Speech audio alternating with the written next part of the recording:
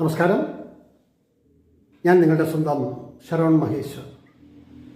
കൃഷ്ണശിലയായി എന്ന എൻ്റെ പരമ്പരയിലെ 244-ാമത്തെ എപ്പിസോഡാണിത്. ഇന്ന് ഞാൻ നിങ്ങളോട് പറയുന്നത് പ്രശസ്ത ചലച്ചിത്ര സംവിധായകൻ ശ്രീ രാജീവ് നാഥിനെ കുറിച്ചിട്ടാണ്. ഞങ്ങൾ വർഷങ്ങൾക്ക് മുൻപ് എൻ്റെ ഒരു ബന്ധുവിൻ്റെ വിവാഹ സദസ്സിൽ വെച്ചിട്ടാണ് കാണുകയും സംസാരിക്കുകയും ചെയ്യുന്നത്. നിരവധി തവണ തമ്പാനൂരിൽ വെച്ച് എൻ്റെ വീടിനടുത്തുള്ള വീട്ടിൽ വരികയും അവിടെ വെച്ച് കാണുകയൊക്കെ ചെയ്തിട്ടുണ്ട്. എങ്കിലും നേരിൽ സംസാരിക്കുന്നതും മറ്റും ഞങ്ങളുടെ ഒരു ബന്ധുവും രാജീവ് നാഥിൻ്റെ ബന്ധുവിൻ്റെയും കല്യാണം മാറമ്പള പാർത്ഥസാരഥി ക്ഷേത്രത്തിൽ വെച്ച് നടക്കുന്ന അവസരത്തിലാണ് നേരിൽ കാണുന്നത്. അവിടെ വെച്ചാണ് സംസാരിക്കുന്നത്. പിന്നീട്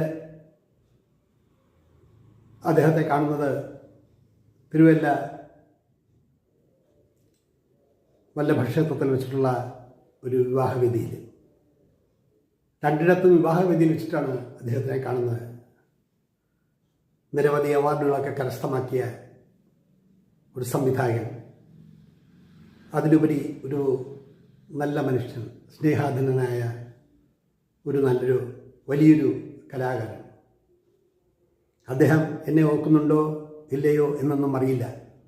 എത്രയോ വർഷങ്ങൾക്ക് മുൻപാണ്, കുറഞ്ഞത് എൻ്റെ ഊഹം ശരിയാണെങ്കിൽ 10-20 വർഷമെങ്കിലുമായി കാണും,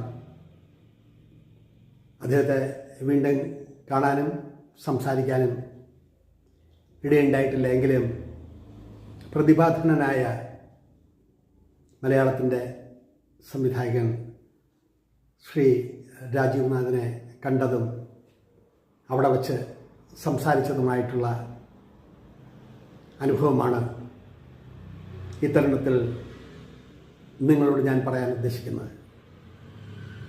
എൻ്റെ മനസ്സിൽ അദ്ദേഹത്തെ ഓർത്തെടുക്കാൻ കാരണം, അന്ന് ആ വിവാഹ പന്തലിൽ, ആ മംഗളകർമ്മത്തിൽ നൂറുകണക്കിന് ആൾക്കാർക്ക് ഭക്ഷണം, സദ്യ വിളമ്പുമ്പോഴും മിക്കവർക്കും അറിയില്ല ഇദ്ദേഹം ആരാണെന്ന്. കുറേ പേർക്കറിയാം, പക്ഷെ സിനിമയും ജീവിതവുമായി ബന്ധപ്പെടാത്ത ഒരുപാട് പേർ അന്ന് അവിടെ ഉണ്ടായിരുന്നു. അവരുടെ ഇടയിൽ പലരും എന്നോട് പറയുകയുണ്ടായി, എവിടെയോ കണ്ടുമറന്ന മുഖം.